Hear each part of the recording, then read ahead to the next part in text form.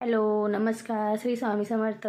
आपण बनवत आहोत पनीर पराठे. पनीर पराठेसाठी लागणारे साहित्य इथे मी पनीर घेतलं आहे, ते बारीक किसणीने किसून घेते आहे. पनीर छान असं बारीक किसून घ्यायचं. पनीर किसून झालं आहे, त्यामध्ये जिरे, बारीक कट केलेला कांदा, लसूण, हिरवी मिरची आणि भरपूर अशी बारीक कट केलेली कोथिंबीर टाकून घेते आहे. ते आता टाकून घेतलं आहे. त्यामध्ये 1 चमचा लाल तिखट, अर्धा चमचा हळद हे टाकून असं मिक्स करून घेऊ. त्याला छान असं मिक्स करून घ्यायचं की जेणेकरून पूर्ण पनीरला तिखट वगैरे लागलं पाहिजे.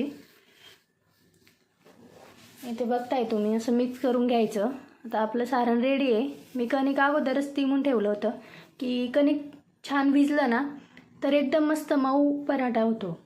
आता जसे आपण पुरणपोळी बनवतो ना तसंच पराठा बनवायचा.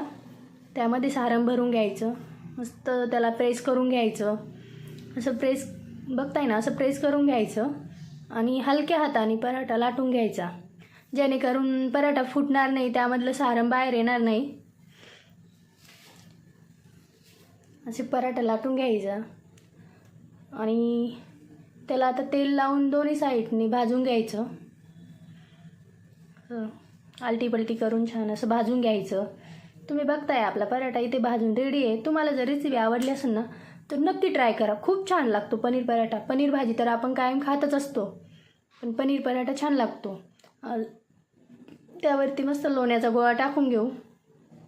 लोण्याचा गोळा टाकून घेतला आहे, तो पूर्ण पराठ्याला असं लावून घेऊ.